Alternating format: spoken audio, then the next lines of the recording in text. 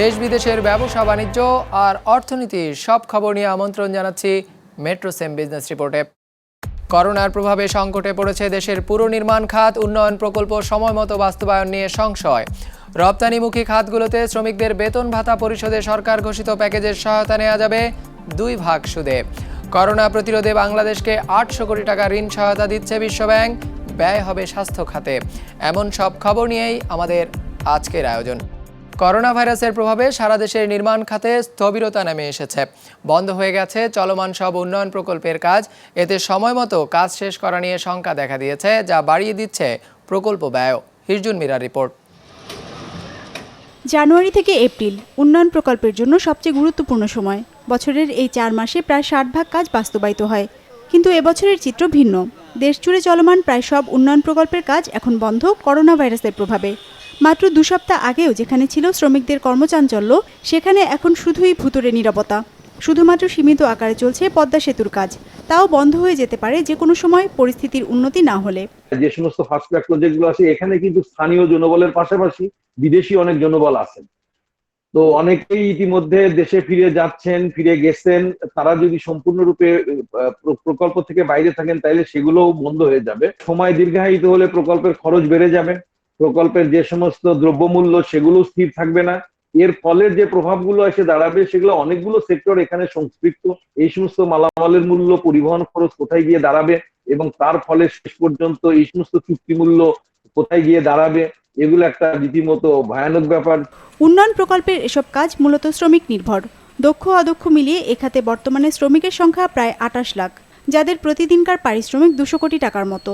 এসব শ্রমিকের পাশাপাশি অলস পড়ে আছে ঠিকাদারি প্রতিষ্ঠানের যন্ত্রপাতি, কাঁচামাল। বাড়ছে ব্যাংক ঋণের সুদহার।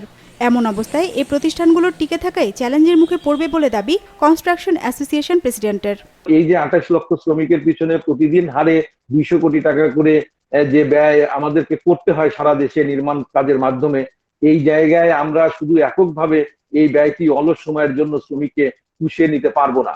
এটা যদি দীর্ঘায়িত হয়, তাহলে আমরা অত্যন্ত বিনীতভাবে সরকারের কাছে এই বিষয়টির সহযোগিতা চাইব। এবং দ্বিতীয়ত, আমাদের মূলধন, কাঁচামাল এবং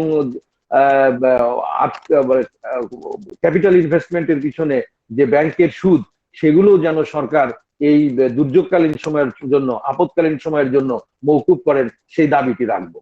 নির্মাণ কাজ বন্ধ থাকার প্রভাব পড়েছে আবাসন খাতেও। দীর্ঘদিনের মন্দা কাটিয়ে খাতটি যখন ঘুরে দাঁড়াতে চেষ্টা করছে, তখন করোনার আঘাত আবারও মন্দায় ঠেলে দিতে পারে, এমন শঙ্কা সংশ্লিষ্টদের। কাজ বন্ধ থাকায় জটিলতা তৈরি হবে সময়মতো ফ্ল্যাট বুঝিয়ে দেওয়ার ক্ষেত্রেও।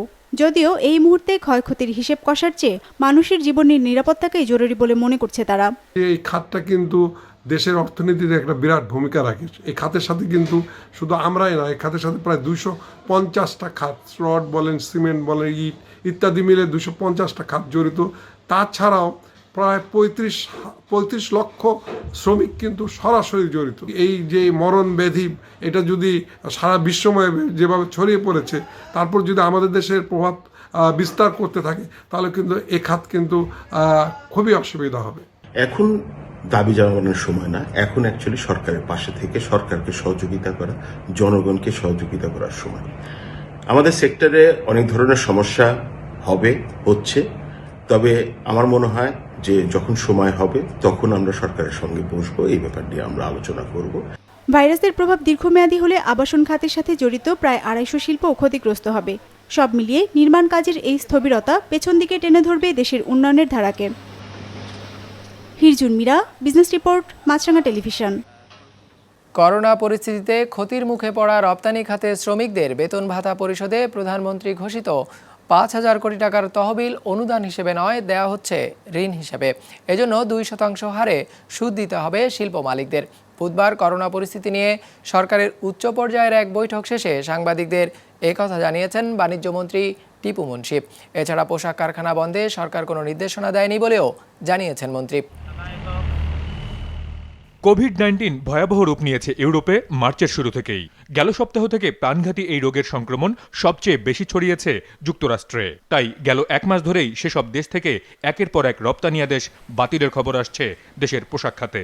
হিসেব বলছে মঙ্গলবার পর্যন্ত 92 কোটি পিস পোশাক ক্রয়ের আদেশ বাতিল করেছে ক্রেতা প্রতিষ্ঠানগুলো, যার রপ্তানি মূল্য $291 কোটি।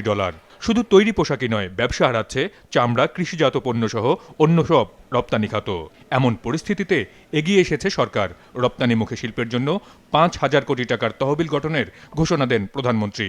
তবে সেই অর্থ অনুদান হিসেবে নয়, দেয়া হবে ঋণ হিসেবে। একটা ভুল বোঝাবুঝি রয়েছে, বিভিন্ন জায়গায় কথাগুলো আসছে যে পোশাক মানে এক্সপোর্ট ওরিয়েন্টেড ইন্ডাস্ট্রিকে সরকার দান দিচ্ছে। আসলে দান নয়, এটা 2% ইন্টারেস্টে এই টাকাটা লোন হিসাবে দেওয়া হচ্ছে, যেটা একটা সময়ের ব্যবধানে এই টাকাগুলো শোধ করতে হবে। এই তহবিল গঠনে কেন্দ্রীয় ব্যাংকে 5,000 কোটি টাকা দেবে সরকারের অর্থ বিভাগ। বাণিজ্যিক ব্যাংকের মাধ্যমে সেই অর্থ বিতরণ করা হবে ঋণ হিসেবে। এজন্য 2 ভাগ হারে সুদ পরিশোধ করতে হবে শিল্প প্রতিষ্ঠানগুলোকে। যেসব প্রতিষ্ঠান উৎপাদনের 80% পণ্য রপ্তানি করে, শুধুমাত্র তারাই নিতে পারবে এই ঋণ।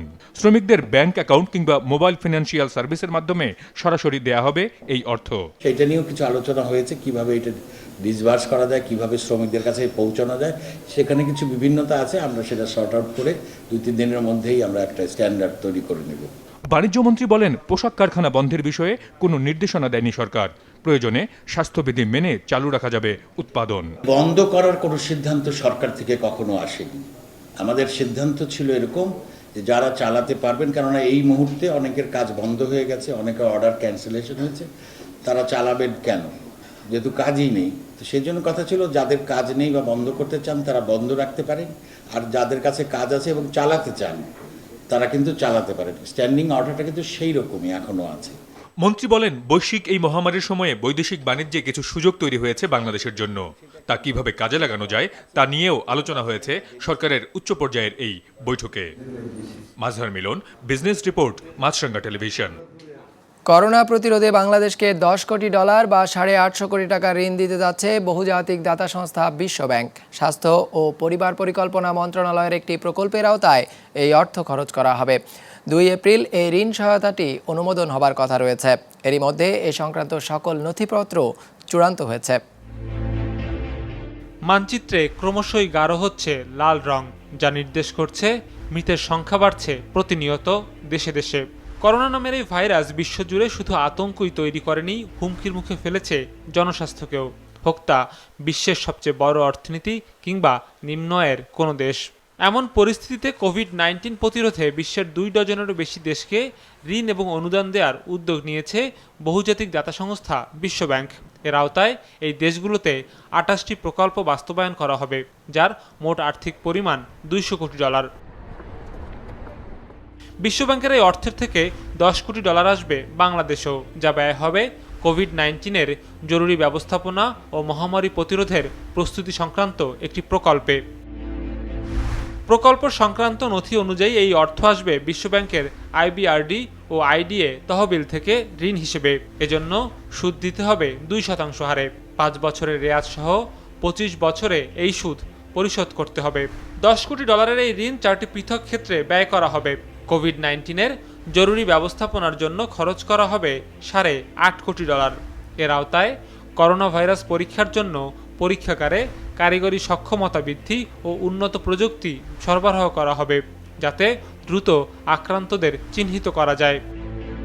$1.20 কোটি কিছু বেশি ব্যয় করা হবে জাতীয় ও আঞ্চলিক পর্যায়ে করোনা সহ সব ধরনের সংক্রামক ব্যাধি প্রতিরোধ ও নিয়ন্ত্রণের প্রস্তুতির জন্য। $30 লাখ খরচ করা হবে প্রকল্পটির বাস্তবায়ন, ব্যবস্থাপনা, মনিটরিং ও মূল্যায়ন বাবদ। জরুরি ব্যবস্থাপনা নামে প্রকল্পটিতে আরও একটি কার্যক্ষেত্র থাকলেও প্রাথমিকভাবে সেখানে কোনো বরাদ্দ রাখা হয়নি। পুরো প্রকল্পটি বাস্তবায়ন করবে স্বাস্থ্য ও পরিবার পরিকল্পনা মন্ত্রণালয়। এজন্য স্বাস্থ্য অধিদপ্তরে একটি প্রকল্প কার্যালয় স্থাপন করা হবে।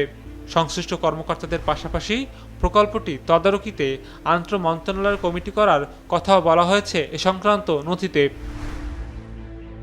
সৌরভ রহমান, বিজনেস রিপোর্ট, মাছরাঙা টেলিভিশন। করোনা ভাইরাসের প্রভাবে চট্টগ্রাম বন্দরে আমদানি পণ্য ভর্তি কন্টেনার ডেলিভারি 75 থেকে 80% মতো কমে গেছে। এতে কন্টেনার জটের সংখ্যায় পড়েছে চট্টগ্রাম বন্দর। যদিও এখন থেকে বিকল্প ভাবনা শুরুর কথা জানিয়েছে বন্দর কর্তৃপক্ষ। রবিউল টিপুর ক্যামেরায় জানাচ্ছেন নাজমুস সাদেকি।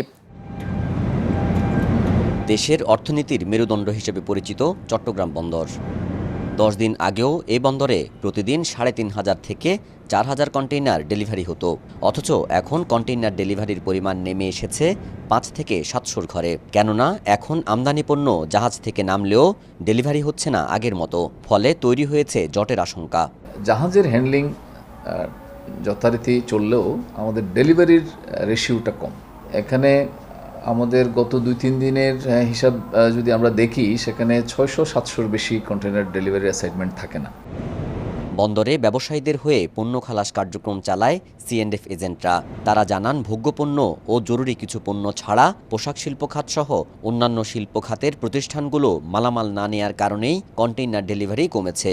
তবে ব্যবসায়ী নেতারা বলছেন, বন্দরের সাথে সংশ্লিষ্ট সকল স্টেক হোল্ডারদের সম্মিলিত তৎপরতা না থাকার কারণেই এমনটা হয়েছে। বর্তমান বিভিন্ন জায়গায় গার্মেন্টস শিল্প কারখানাগুলি বন্ধ থাকার কারণে অনেকে মালামাল ডেলিভারি দিচ্ছে না। ব্যাংক চলছে 2 ঘন্টা, বা শিপিং কোম্পানির অনেক অফিস পুরোপুরি কাজ করছে না। সেম সিএনএফ, সেম আমদানিকারক, সেম আমাদের যেই র মেটেরিয়ালসের যে ইম্পোর্টকারী যেই আমাদের উদ্যোক্তারা আছেন, শিল্প উদ্যোক্তারা আছেন, ওখানে কিন্তু কারখানাগুলো বন্ধ আছে। এখন সবগুলো কিন্তু একটার সাথে একটা জড়িত আছে। আর বিশ্বের জরুরি পরিস্থিতি ও সরকারের নির্দেশে শিল্প প্রতিষ্ঠান বন্ধ থাকায় অনেকেই হয়তো কন্টেইনার নিতে পারছে না বলে জানায় বিজিএমইএ। পুরো দেশেই ধরতে গেলে আমাদের কারখানাগুলো বন্ধ আছে। কারখানাগুলো যেহেতু বন্ধ, স্বাভাবিকভাবে আমাদের যেসব র মেটেরিয়াল ইম্পোর্ট হচ্ছে, যেগুলো পোর্টে আসছে বা আসবে, এগুলো আমরা এখন ছাড়ানোর মতো পরিস্থিতি নাই, যেহেতু সার্বিকভাবে একটা অস্বাভাবিক পরিস্থিতি বিরাজ করছে। প্রতিদিন কন্টেইনার বাড়তে থাকায় আগামী কয়েকদিনের মধ্যে বন্দরে ধারণ ক্ষমতা ছাড়িয়ে যাবে। পরিস্থিতির সামাল দিতে এখনই বিকল্প ভাবছেন বলে জানায় চট্টগ্রাম বন্দর কর্তৃপক্ষ। বিকল্প ব্যবস্থা আমরা চিন্তা করছি। আমরা ওভারফ্লো ইয়ারটাকে দ্রুততম সময়ের মধ্যেই আমরা অপারেশনাল আনার চেষ্টা করছি, এবং পোর্টের অভ্যন্তরে আর যেখানে যেখানে খালি জায়গা আছে সেখানেই আমরা ইম্পোর্ট কন্টেইনার রাখা যায় কিনা একটা কমিটি কাজ করছে। চট্টগ্রাম বন্দরের কন্টেইনার ধারণ ক্ষমতা প্রায় 49,000, আর মার্চের 31 তারিখ পর্যন্ত বন্দরে জমেছে 43,000-এর অধিক container. Nazmul Sadeki, business report, Maasranga television. করোনার প্রভাবে গভীর সংকটে পড়তে যাচ্ছে এভিয়েশন খাত। আইএটি এর হিসেবে চলতি বছর এ খাতে ক্ষতির পরিমাণ দাঁড়াবে $25,000 কোটি। সংস্থাটি বলছে, রাষ্ট্রীয় সহায়তা দিয়েও বাঁচানো সম্ভব হবে না অনেক পরিচিত এয়ারলাইন্সকেই।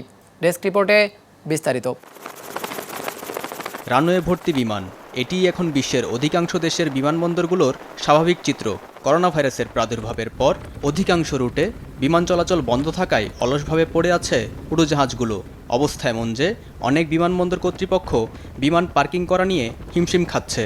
কারণ একটাই, করোনা ভাইরাস সংক্রমণ। এই মহামারী দুশ্চিন্তায় ফেলে দিয়েছে বিশ্বের নামিদামি সব এয়ারলাইন্স প্রতিষ্ঠানকে। হিসেব বলছে, করোনা মহামারীর কারণে চলতি বছরের প্রথম প্রান্তিকেই এয়ারলাইন্সগুলোর মোট ক্ষতির পরিমাণ দাঁড়িয়েছে $3,900 কোটি। এছাড়া 70 ফ্লাইট বন্ধ থাকায় এই সময়ে $6,100 কোটি আয় থেকে বঞ্চিত হয়েছে প্রতিষ্ঠানগুলো। সব মিলিয়ে বছরের শেষ নাগাদ ক্ষতির পরিমাণ বেড়ে দাঁড়াতে পারে $25,200 কোটি।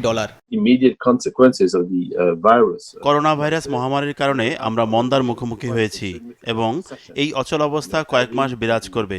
বছরের তৃতীয় বা চতুর্থ প্রান্তিকের আগে পরিস্থিতি স্বাভাবিক হওয়ার কোনো সম্ভাবনা দেখছি না। আমরা একটি নজিরবিহীন সংকটপূর্ণ সময় পার করছি, যার ভয়াবহতা সম্পর্কে আমাদের কোনো ধারণাই নেই, এবং এটি 20 বছরের মধ্যে সবচেয়ে ভয়াবহ সংকট হতে যাচ্ছে। অবস্থা এমন যে কোম্পানিগুলো এই সংকট মোকাবেলায় কর্মচারীদের বেতন কমানো থেকে শুরু করে ফ্লাইট সংখ্যা কমিয়ে আনার মতো সিদ্ধান্ত বাস্তবায়ন করেছে। এই তালিকায় আছে গো এয়ার, ফ্লাই দুবাই, ইন্ডিগো, আর দেশীয় কোম্পানি বিমান বাংলাদেশ এয়ারলাইন্স সহ আরও অনেকে। আর পরিস্থিতি সামাল দিতে এয়ার ফ্রান্স সরকারের সহায়তা চেয়েছে। আমরা প্রতিদিনই এয়ার ফ্রান্সের পরিস্থিতি পর্যবেক্ষণ করছি। এয়ার ফ্রান্সের প্রেসিডেন্টের সাথে আমার কয়েকদিন আগেই কথা হয়েছে। আমরা সহায়তার অনেকগুলো সম্ভাব্য উপায় নিয়ে কাজ করছি। এরই মধ্যে নগদ অর্থে সংকটে থাকা মার্কিন এয়ারলাইন্সগুলোকে সহায়তা দিতে নতুন আইন পাশ করেছে কংগ্রেস। সব মিলিয়ে $3,200 কোটি সহায়তা দেওয়া হবে। একইভাবে এয়ার নিউজিল্যান্ডকে $51,40 কোটি ঋণ সহায়তা দিয়েছে দেশটির সরকার। আমরা সরকারের কাছ থেকে নিরাপত্তা স্বরূপ 51 কোটি ডলারের বেশি ঋণ সহায়তা পেয়েছি, যার ফলে আমরা এখন আমাদের স্বাভাবিক কার্যক্রম চালিয়ে যেতে পারব। আমরা ব্যয় হ্রাস এবং কর ছাড়ের মাধ্যমে সরকারকে এই খাতের সহায়তায় এগিয়ে আসতে দেখছি। তবে এখন সবচেয়ে বেশি দরকার নগদ সহায়তা। এয়ারলাইন্স প্রতিষ্ঠানগুলোকে বিশাল অঙ্কের নগদ সহায়তা দেওয়ার ঘোষণা দিতে দেখছি আমরা, এবং আমরা সকল দেশের সরকারের প্রতি এই আহ্বান জানাবো যে তারা যেন যত দ্রুত সম্ভব নিজ দেশের এয়ারলাইন্সগুলোকে নগদ সহায়তা প্রদান করে। বিশেষজ্ঞরা বলছেন, সরকারি সহায়তার পরও এই সংকটে অনেক পরিচিত এয়ারলাইন্স ব্যবসা গুটিয়ে নিতে বাধ্য হবে কিংবা একীভূত হয়ে যাবে। মুস্তফা তাহান, বিজনেস রিপোর্ট, মাছরাঙ্গা টেলিভিশন। দর্শক, আমাদের যে কোনো পর্ব নিজেদের সুবিধাজনক সময়ে দেখতে সাবস্ক্রাইব করুন বিজনেস রিপোর্টের অফিসিয়াল ইউটিউব চ্যানেল।